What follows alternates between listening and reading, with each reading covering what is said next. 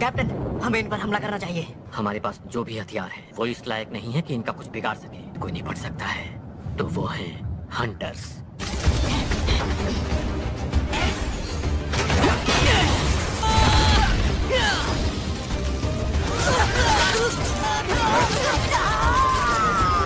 ये हम निचले रैंक के लोगों की बस की बात नहीं है।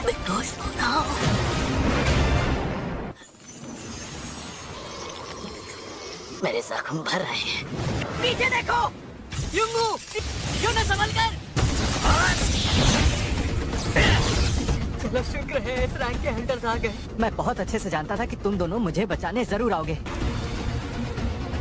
मुझे तो लगता है कि शायद ये इस झुंड की लीडर है। यूनसियो, तैयार हो जाओ। हाँ मैं तैयार हूँ।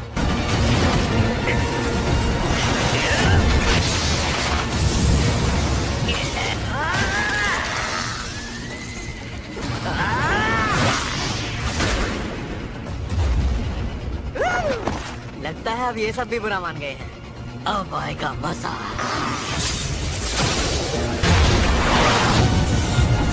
काम हो गया है तो अब हमें काम शुरू करना होगा।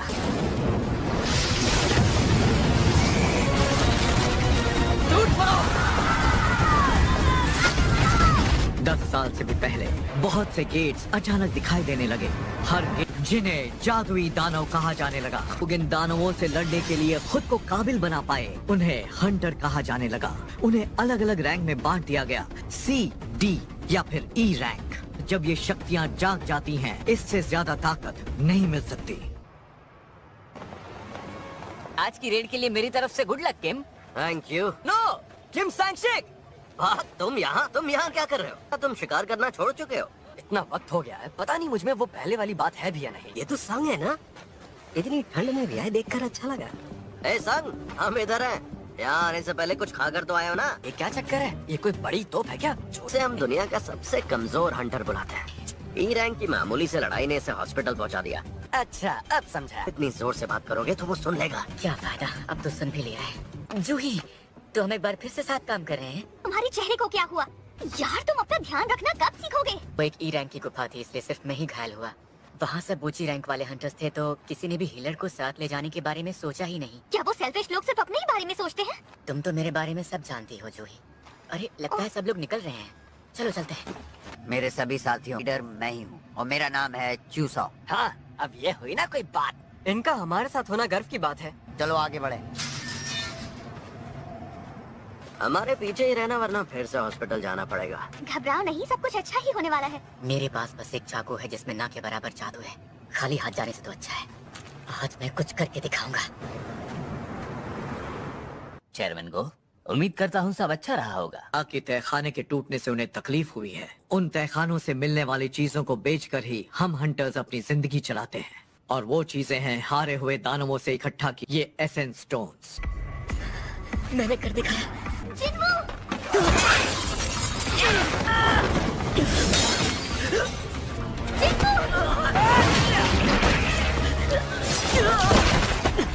जूही, तुम संग के साथ रहो। हाँ, ठीक है, मैं तुम्हें ठीक करूंगी जिन्मू।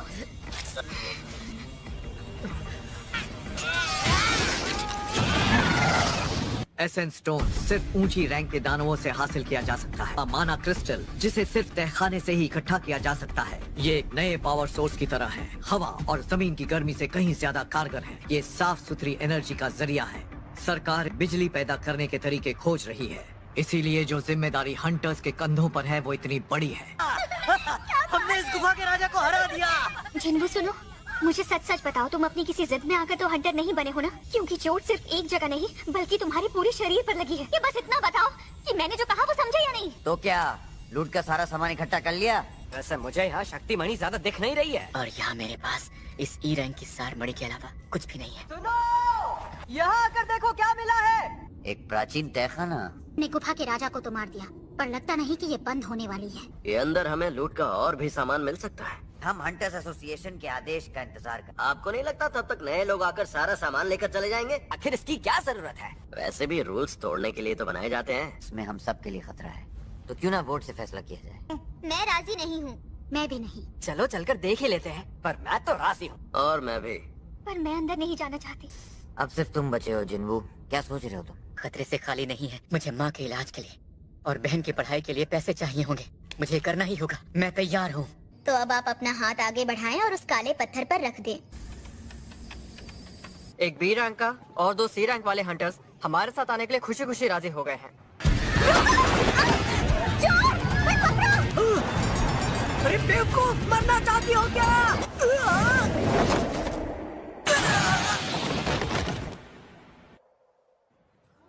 ये पर्स मेरा है।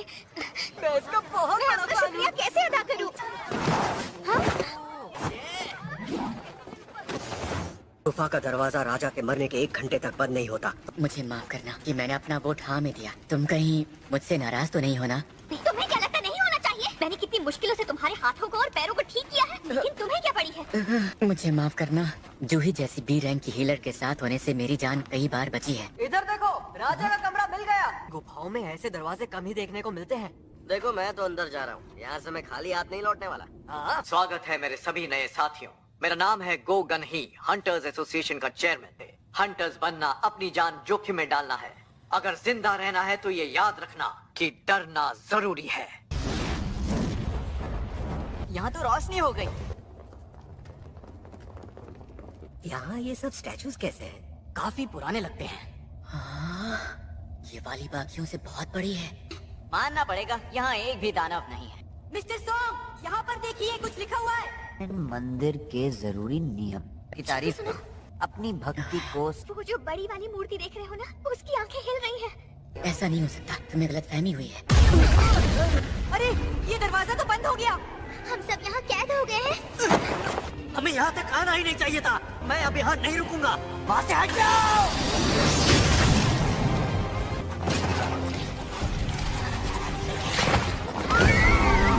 ये क्या वाला है? जो इंसान अभी मरा है, क्या वो डी रैंक का हंटर था? फिर भी वो एक झटके में, एक पल में मारा गया। इस तहखाने को डी रैंक का होना चाहिए था। अपनी पहली रेड में मैं मेरे साथियों से अलग हो गया था और फंस गया था। उससे पहले भी मैं एक भूल भुलैया में लगभग भूखा मरने वाला था। ज्यादातर हंटर्स सार मड़ियों को बेचकर मिले पैसों से अपने लिए हथियार खरीद लेते थे, पर मेरे पास इस चाकू को खरीदने के ही पैसे थे। और वो नौकरियां थी जिनमें जान जाने का खतरा था और जोखिम इनाम से ज्यादा था। आंखें खुली रखी और हमेशा मौकों की तलाश में लगा रहा। सब लोग बैठ जाओ।